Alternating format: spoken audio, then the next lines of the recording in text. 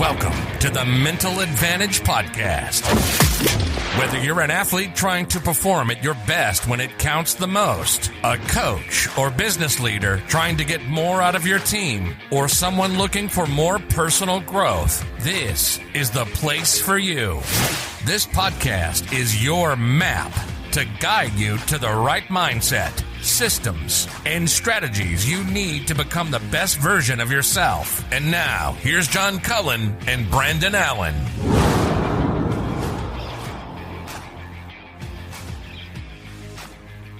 So do you remember like the first, probably one of the first few days when we're both at Charleston and we're both standing over there probably fighting off gnats when it's super hot over at third base taking fungos. I don't know that we said a single word to each other for a day or two, maybe. It may be even longer.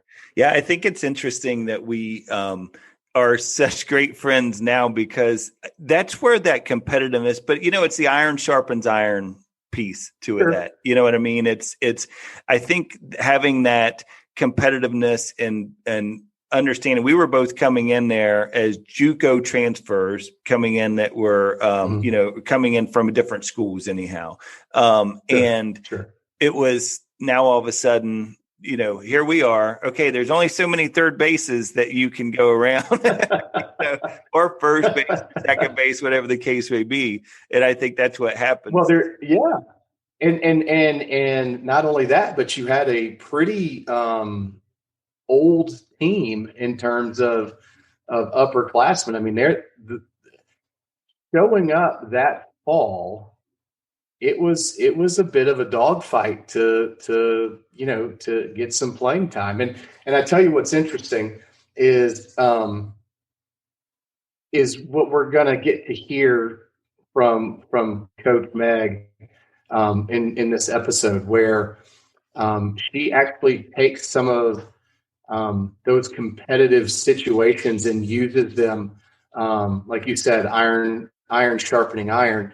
And what I really love about what we've done the first, 6 or 7 episodes is kind of lay the foundation and introduce to the listener some of the tools and some of the theories out there for mental performance.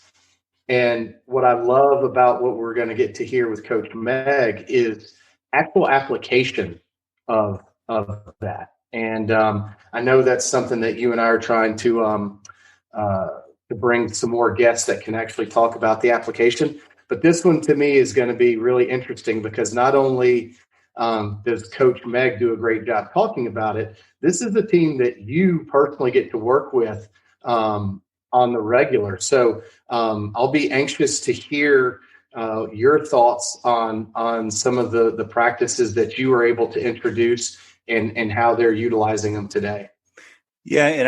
And it's really interesting to make sure, and to your point, now that we've established that foundation, now we can start to look and see, okay, how can you as a business person, how can you as an athlete, how can you as a coach start to apply some of these things? And nobody, in my opinion, does it better than Coach Megan Pleskovic at Bridgewater College softball. She is, as you all will hear, she's a player's coach in the truest sense. We've talked about this in the past where, demonstrating that caring for your players, but she really does a good job with that mental performance side. And she can coach, first season at Bridgewater was 13-3 before they actually had to close that season down due to COVID. So we're really looking forward to this interview, then you guys getting a chance to hear. One thing I will preface is that we talk in here about some of the things that we implemented starting out working with them. And one of those things that you'll hear her unpack is the MVP process. And really that's that mission, vision, and core principles that any program can do, any person can do individually, but you can also do it as a team. And what it is, Brandon, is just this exercise, this framework, if you will, to help you live more intentionally those behaviors you think are necessary to achieve what you're after. Mm-hmm. What's your mission in life? How do you want to be remembered? And then going from there, you'll hear us unpack that a little bit, because they have taken that exercise to a whole new level at Bridgewater. And I think this is a really good example of what it means to take something that is a strategy or a system like the MVP process, and you all will hear as listeners how you can start to apply that like they are there. That's awesome. Let's get to it. Well, Brandon, I want to welcome to the show Coach, the head softball coach at Bridgewater College here in Bridgewater, Virginia, Megan Pleskovic. And you've heard plenty about Coach Meg. I mean, I've worked with this team now. I guess it's almost kind of coming up on a year, pretty soon anyhow, but could not be more impressed with the job that she's done and the way that she's introduced mental performance to her team, developed the culture that she's starting to develop there at Bridgewater College. So, Coach, thanks for joining us on the podcast tonight. Thank you for having me. Absolutely. So you grew up in Ohio, is that correct? Yep. So I'm from the Cleveland area, and then ended up going to school in Northwest Ohio. So nice. And were you active in all sports growing up, or was it just softball? Like what was the sports you played mostly growing up? So tried a little bit of everything growing up. Landed with softball and soccer. Played soccer way more competitively growing up all through high school and everything. And then I was actually pretty late in the recruiting process and all of that fun stuff. So my junior year was when I made the switch. Sophomore year was when I played on my first travel ball team for softball. Otherwise, it was all club soccer all the way up. Wow. Just kind of lost my passion for soccer and dove in on the softball end of it. And yeah. Pretty much the journey there. So was it a pretty competitive family? Did you have any brothers and sisters that you kind of like, it's usually that younger sibling that tends to get a lot of the athletics, I think, because they get pushed around a lot. Was that the case in your family? So I'm the oldest. My sister, though, she's like the 5'9", she's lefty, all the natural talent, hates sports. We grew up, and my sister and I were the only two girls in the neighborhood. So we grew up, and there's probably 10 kids in our little development. And we'd go out back, and we'd play wiffle ball and World Cup for soccer. And we had we played kick the can until it was dark outside. And I think growing up with the boys was kind of what brought out that competitive edge. Just playing games that weren't even real sports, but just learning how to compete was right. I went over the edge. So Coach, did you like when you felt like, hey, I want to get into the coaching profession? Do you remember that kind of point in your life where you're like, hey, I think this is something that I have a passion for, and I want to get out there and coach? So my sophomore year of college, in between that summer, was when I was like, this is what I want to do. I can't see my life without softball, especially at a competitive level. After my senior year, I got involved in the travel ball aspect. After a year or two, stopped doing that. There's a lot of behind the scenes stuff that I wasn't super fond of. So I was like, I'm going to stick with the college piece. And then right after college, just went straight into being a graduate assistant. Yeah. And you went to Defiance College, correct? Correct. Yeah. And what was it? When did you first start to get into hearing about mental performance? I mean, I'm sure as a college, well, let's even back up for a second. So when you make that transition from high school to college, like so many athletes, all of a sudden you realize everyone else is pretty daggone good too. And now all of a sudden, all of the success I was having in high school that just came so natural it's a little bit harder, and it's a little bit more challenging at the college level now that everybody's caught up talent wise. Was that your experience as well? For the most part. So my high school was super competitive. I didn't play varsity till I was a junior. Still didn't see a lot of playing time, but it was really travel ball where I kind of took off. So I think that was kind of what set me up a little bit more for success. Was when I got to college, I was a little bit more realistic. And I knew from my very first individual meeting, my coach was like, "What are your goals?" And I was like, "My goal is I want to be a pinch hitter or a pinch runner." And she was like, "I think you need to set the bar a little bit." Okay.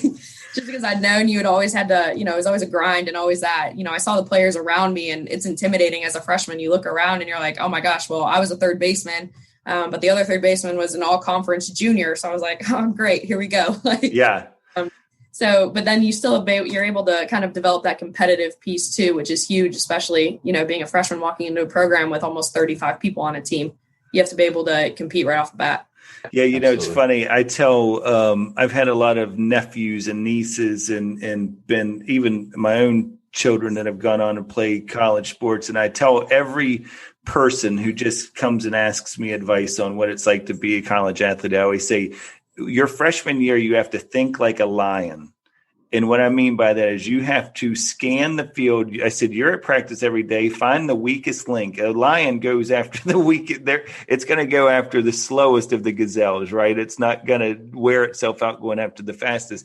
But see who's limping. Yeah, exactly. You have to make sure that, and it may take you being, and this is why I think it's so important for young players to learn a lot of different positions and become that utility player almost, and be at least adept at playing those positions. Because when you get to college, sometimes your fastest way into that lineup, if you want to play, is going to be in a different spot than you've played all your life, Oh, absolutely. Yeah. So, and you probably see this a lot with players now. Are you one of those coaches from a recruiting standpoint, do you like to see the girls playing other sports and like learning how to compete in different sports? Oh yeah. I think, and being a multi-sport athlete too, growing up, and whenever one of our recruits is like, yeah, well, I'm on, this is basketball season, but I can still send you some hitting film. And I'm like, no, play basketball, send me your basketball schedule. Like, let's see it, because now you're learning to compete in more aspects than one. And if that might not even be your best sport, but I want to see how competitive you can get on the court and how much effort you give into that too. So seeing, multi-sport athletes or players play multiple positions, when you're on the road, it's okay. Give me great human beings and great athletes, because we'll fit you in wherever we need to from there. Yeah. I love that. I think that's such a key element I think kids nowadays are starting to specialize a lot earlier than they really need to be specializing. And I think they miss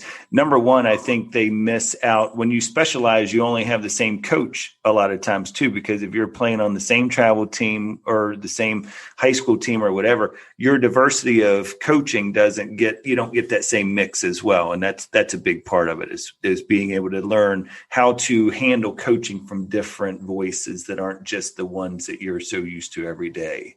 Oh, absolutely. And we talked about too, that piece where you have one coach all the way through. You're not really put into an environment where you're going to fail. We talked about it at practice. That's right. Yeah. Saturday, where it's really easy to look really great and feel really good when there's not a live batter standing in the box, or when the pitcher's not throwing a 62-mile-an-hour pitch right at your hands. Mm-hmm. You're in a position to succeed when you're in those controlled situations, working with your one coach. So yeah, absolutely.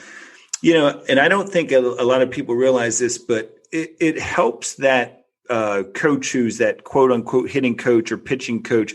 Of course, they know mom and dad are paying money for these lessons, and they want to make sure that they look good too. So, all of a sudden now maybe you're getting a few more grooved fastballs down the middle instead of, it's not like that guy who's doing the hitting instructor is trying to miss barrels.